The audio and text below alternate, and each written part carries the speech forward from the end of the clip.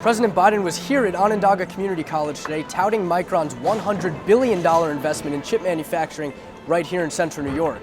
But he also used the event as an opportunity to give some of his fellow Democrats a boost in the midterms. This year there's 7 homes at the Parade of Homes. 3, including this one, are already sold.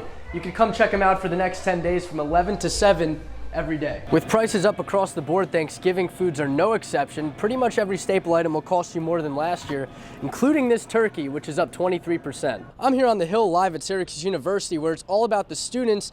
Most of those students are going home this weekend for Thanksgiving break, but I caught up with Jim Miller, who's the director of buildings and grounds here at Syracuse, and he says the work they do to keep the campus clear is not going to stop.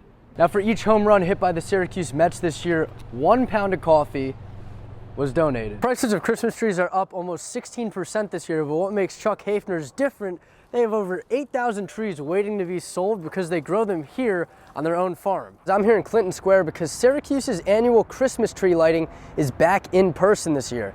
Fully vaccinated individuals can now ditch their mask in various outdoor settings, such as walking or running alone, gathering in small groups with other vaccinated individuals, or even small mixtures with vaccinated and unvaccinated people.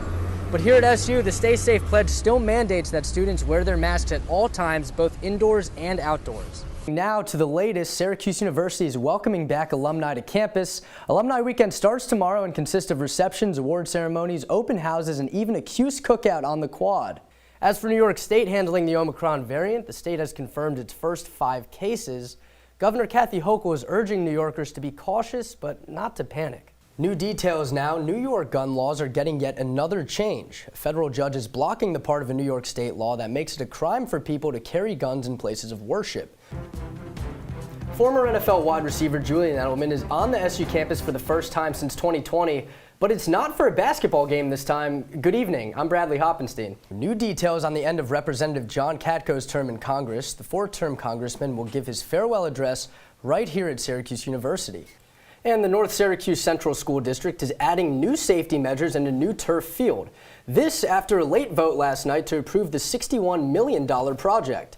A major food distributor in Syracuse is facing an uphill battle this week. Cisco employees in Onondaga County began striking this morning, calling for what they say are overdue pay increases. Good evening, I'm Maddie Stelk. And I'm Bradley Hoppenstein. We have full election coverage for you tonight, and we begin with the results of the hotly contested race in New York's 22nd Congressional District. Now, a truck driver is recovering from minor injuries after slamming into a bridge on the Onondaga Lake Parkway. 37-year-old Omar Clark did not pay attention to the low bridge warning, causing his vehicle to flip on its side. Governor Kathy Hochul showing a lead over GOP candidate Lee Zeldin. That's an 8-point lead, and this is coming a week before Election Day here in New York. It will be up to individual businesses if they want to maintain a vaccine requirement. Children will also no longer have to be vaccinated to compete in sports and other after-school activities. 89% of city residents, including children, have received at least 1 dose of the vaccine. Mayor Eric Adams says that's allowing the city to roll back some long-standing restrictions. And gas prices are on the rise again in central New York. In Syracuse, the current average is over $3.70, a 6-cent increase from Monday. Updates tonight on Monday's shooting at a St. Louis high school. Officials say the 19-year-old shooter was armed with an AR-15 style rifle and what appeared to be more than 600 rounds of ammunition. And everyone's had that teacher that does more than just write on a chalkboard. Our Nicole Aponte, she's got the story of how one central New Yorker is not just teaching in the classroom. For the 6th time this year alone, the Federal Reserve is raising interest rates, and Wednesday's announcement from Federal Reserve Chair Powell comes as the U.S. economy continues to suffer from record inflation rates. Syracuse University is welcoming Nicole Hannah-Jones to campus. Hannah-Jones is the Pulitzer Prize-winning creator of the 1619 Project. The project addresses American slavery's modern legacy and the consequences of institutionalized racism. And Maddie, here in Syracuse, today was actually a warmer day, but the rain was coming down. We're not even here. 'Tis the season Holidays. for higher prices. Thanksgiving is 2 weeks from today, but with inflation up over 7% from a year ago, that Thanksgiving dinner is going to cost you a lot more. About 13% more. Kevin Petrie is the director of food operations at Green Hills Farms. He says customers have adjusted to the higher prices across the board, but it's those holiday items that'll put a dent in your wallet. A lot of the everyday items, there's some fluctuation. But when it comes to holiday items, there's about an increase of about 30% cost increase over last year. With prices up across the board, Thanksgiving foods are no exception. Pretty much every staple item will cost you more than last year, including this turkey, which is up 23%. That makes customers like Aaron Inman shop around just to find the lowest prices. We're like hitting all the stores around the area to see what's cheaper for everything, really. But even with grocery stores doing their best to offset the costs, You know, let's say an item went up 20%. Might not sound like a lot, but we might raise it, 15% or so, just to try to get to a price point too that is palatable. there's no avoiding the year-to-year price hike.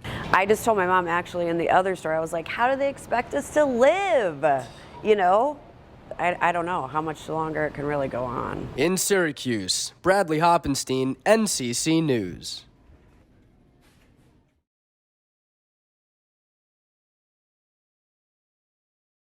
It's this small.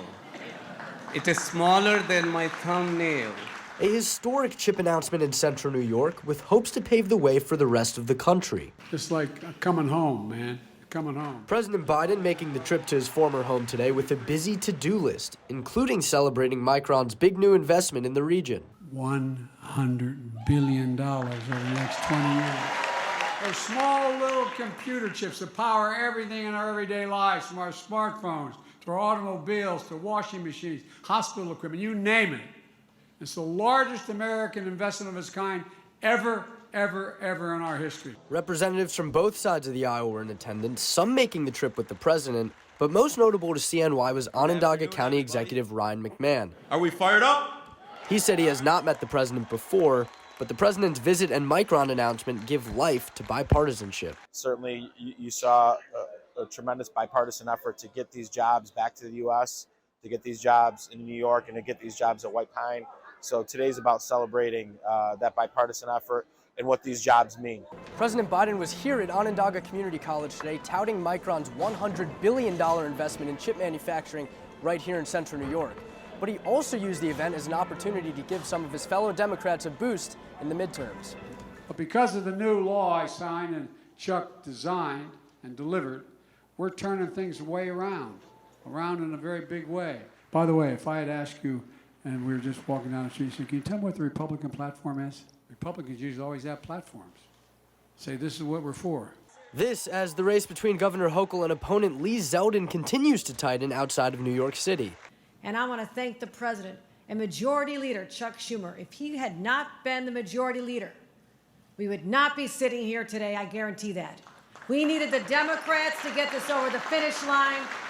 Midterm elections are just 11 days away. Early voting for New York State starts this Saturday. Reporting from Onondaga Community College, Bradley Hoppenstein, NCC News.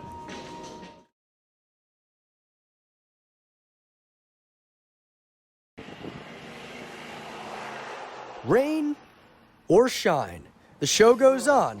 Rather, the parade goes on. It may be a month later than usual, but the annual Central New York Parade of Homes is back. But don't think you need to be house shopping to stop by. As one of the producers of the Parade of Homes, Mary Thompson says most people pass through looking for inspiration. They need a new garage door, they need new windows, they want the trendiest paint colors. This year there's 7 homes at the Parade of Homes. 3, including this one, are already sold. You can come check them out for the next 10 days from 11 to 7 every day. I'm the co-owner of Stonehammer Homes with my brother. But why the event was delayed about a month this year, Jeremy Doran says the reason behind that is nothing new. Supply chain stuff's not as big a deal. I think we've all adjusted enough. The labor shortage is definitely causing issues, just overall manpower for every phase of construction. Stonehammer Homes is one of the 7 different builders at this year's event, each dealing with the same set of issues since the start of the pandemic. But Doran says even with these obstacles and declining home sales, it's a great event. It allows the general public to get out and see a showcase of several different builders in one location. And if you're looking for more fun in addition to the homes, We do kind of mini events. Tomorrow night we have the Horn Dogs playing, we have street entertainment. We're kind of doing a block party. and there's a full events calendar online. You can get tickets for $12 online or $15 at the site. In Syracuse, Bradley Hoppenstein, NCC News.